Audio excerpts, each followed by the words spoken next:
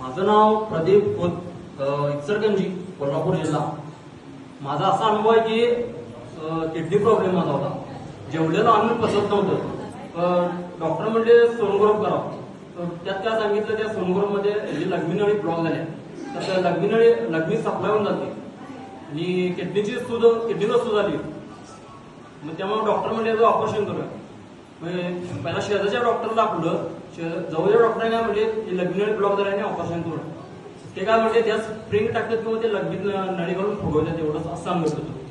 मग तिथं ऑपरेशन केलं, त्या मोठ्या हॉस्पिटलला रिपोर्ट दिले, चिठ्ठी दिली, तिथं दाखवलं. इचलकरंजी दाखवलं. तिथं काय म्हणले ऑपरेशन करा. मग ते काय म्हणले, तर ते काय सांगितले ना, असं करा तसं करा, असं काय सांगितलं होतं. ऑपरेशन झालं. त्यांनी काय केले, ते लघवी नळी स्प्रिंग टाकण्याऐवजी त्यांनी कापलीत पाईप आणि सलाईनसारखे पाईप जोडलीत. मग ते दुर्बिणवर पहिला ऑपरेशन नंतर मग कुठे 1 महिनाभर तेवढं आराम वाटला. नंतर परत ब्लॉक झालं. ते डॉक्टरांनी चुकीचं ऑपरेशन केलं. परत आणि गेलो, म्हटलं ब्लॉक झाले. म्हणजे ती म्हटलं आमच्या चुकीमुळे झाले असं सांगितले. परत त्याने काय केले आणि परत तेच ऑपरेशन तसंच केले. पहिला दुर्बिण तर नंतर कापून केले.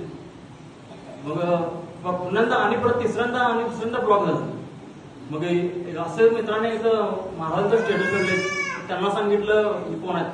मग हे मलकापूरचं गोरा आहेत म्हणून सांगितले. इथं आल्यावर कमी आहेत. त्यांच्याकडनं पहिला मी ग्रंथ घेतला. ग्रंथ घेतल्यावर पहिला मला द्या म्हणलं ग्रंथ घेतल्यावर पहिला 5 पारायण केलो. त्यामुळे पोटात दुखायचं थांबलं. मग इथं आलो आणि आशीर्वाद घेतला. महाराज म्हणले तर इथं नवीन फोटो ग्रंथ घ्या, पारायण चालू. मी सांगितलं असं की प्लास्टिक सर्जरी झाल्या, तिसऱ्यांदा पुन्हा ऑपरेशन करायचं. मग ते मला काय होत नाही म्हटलं. मग इथं पारायण चालू करा म्हणले. वजू तुल्यावर दुखते म्हणून सांगितलं. आशीर्वाद घेतला आणि आता 2 वर्षाला येतोय मी इथं.